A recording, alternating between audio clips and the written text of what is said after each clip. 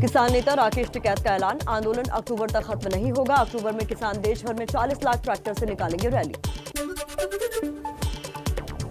कृषि कानूनों के खिलाफ किसानों के धरने का आज 70वां दिन। दिल्ली के बॉर्डर पर सुरक्षा के कड़े इंतजाम। पुलिस ने सड़कों पर कीले, कंक्रीट और बोल्डर लगाकर दिल्ली की सीमाओं को सील किया। गाजीपुर बॉर्डर पर बाड़ेबंदी के विरोध में राकेश टिकैत ने बैरिकेडिंग के बीच बैठकर खाना खाया। बोले, किसानों के साथ ऐसा सलूक ठीक नहीं। दिल्ली बॉर्डर पर कीले बिछाने और कंक्रीट की दीवारें बनाने को लेकर राहुल गांधी का सरकार पर तंज। ट्विटर पर लिखा, पुल बनाइए, दीवार नहीं। प्रियंका गांधी ने पूछा, प्रधानमंत्री जी अपने ही किसानों से युद्ध। Delhi police commissioner SN Srivastava ने कहा, 26 जनवरी जैसी हिंसा फिर न हो, इसलिए बॉर्डर पर सुरक्षा बढ़ाई गई। किसानों ने एक बार फिर देश भर में चक्का जाम करने का ऐलान किया। किसानों ने कहा, 6 जनवरी शनिवार को देश भर में दोपहर 12 बजे से 3 बजे तक चक्का जाम करेंगे।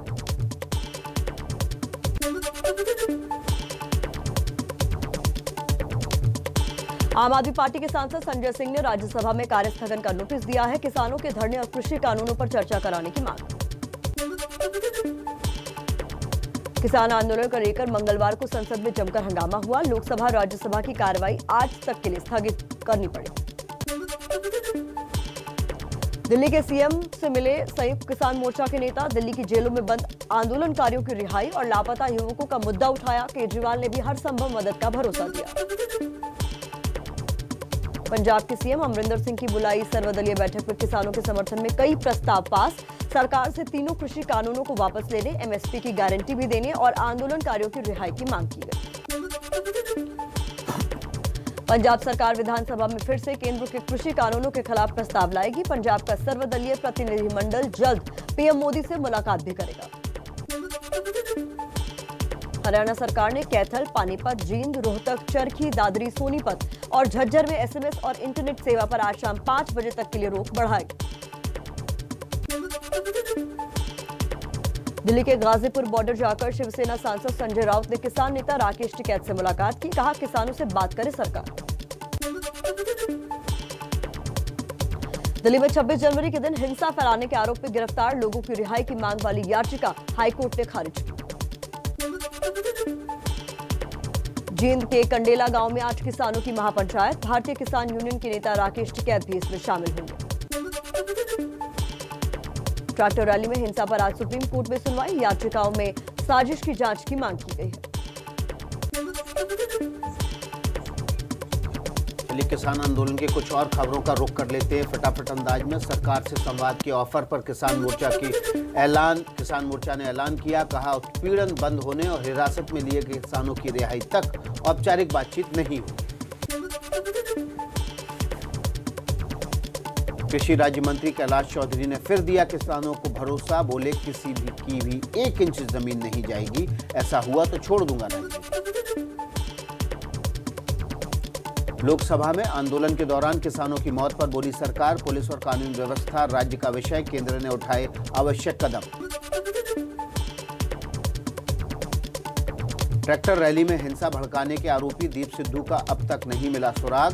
दिल्ली पुलिस के कमिश्नर ने कहा, जो भी हिंसा में शामिल है उसे बख्शा नहीं जाएगा।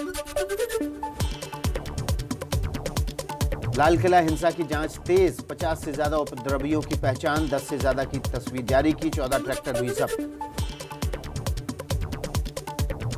हिंसा में हिस्सा रहे ट्रैक्टर की पहचान के बाद नोटिस भेजकर मालिकों को पूछताछ के लिए बुला रही पुलिस। अधिकतर ट्रैक्टर पंजाब और हरियाणा के 13 मामले क्राइम ब्रांच को ट्रांसफर। एबीपी न्यूज से ई कॉन्क्लेव में कृषि मंत्री नरेंद्र सिंह तोमर बोले, कृषि कानूनों में सुधार के लिए सरकार तैयार, लेकिन बातचीत से समाधान निकलेगा। एबीपी न्यूज की ई कॉन्क्लेव में वित्त राज्य मंत्री अनुराग ठाकुर बोले, 2024 तक $5 ट्रिलियन इकोनॉमी का सपना पूरा होगा। ये बजट आपदा में अवसर वाला है। पेट्रोल डीजल की कृषि सेस लगाने पर पेट्रोलियम मंत्री धर्मेंद्र प्रधान बोले, आम आदमी पर नहीं पड़ेगा बोझ, सरकार जो मुनाफा होगा उसे जनता के कल्याण में लगाएगी। केंद्रीय मंत्री रविशंकर प्रसाद बोले, डाटा की सुरक्षा के लिए जल्द कानून लाएंगे। विनिवेश पर सवाल उठाने वाली कांग्रेस पहले बीएसएनएल की बर्बादी का जवाब दी। केंद्रीय मंत्री नितिन गडकरी ने कहा, अमीरों की सरकार बताकर बदनाम करने की साजिश हो रही है। चुनावी राज्यों के लिए बजट में ऐलान किया तो क्या दिक्कत है। बजट में 2.5 लाख से ज्यादा पीएफ योगदान पर टैक्स लगाने के ऐलान का फिक्की ने किया विरोध। फिक्की के चेयरमैन उदय शंकर बोले, फैसले पर दोबारा विचार करे सरकार। किसान आंदोलन पर पंजाब के सीएम अमरिंदर सिंह का बड़ा बयान। बोले, पाकिस्तान की साजिश को नजरअंदाज नहीं किया जा सकता। मुझे पता है कि पाकिस्तान से कितने ड्रोन और कितने हथियार आए हैं। अच्छा होगा कि जल्द से जल्द आंदोलन को खत्म कराया जाए। आइए देश की कुछ और खबरें आपके सामने रख देते हैं। देश के 10 मजदूर संगठनों ने बजट में निजीकरण के ऐलान के खिलाफ आज देश भर प्रदर्शन का ऐलान किया है।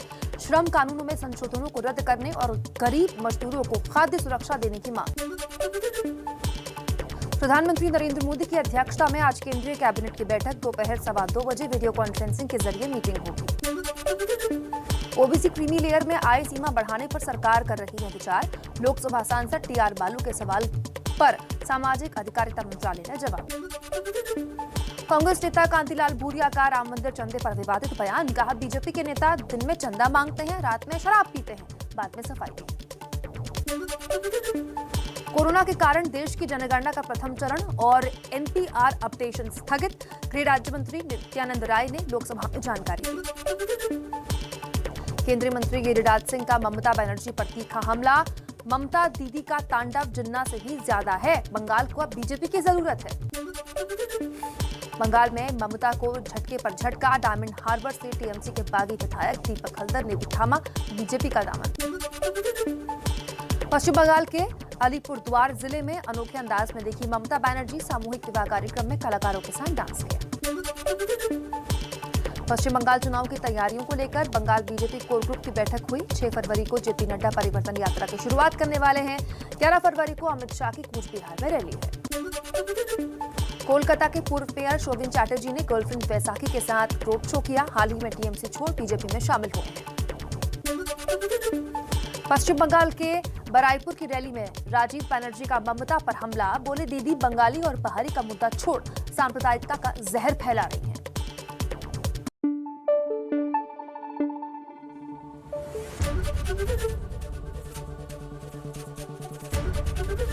एबीपी न्यूज आपको रखे आगे।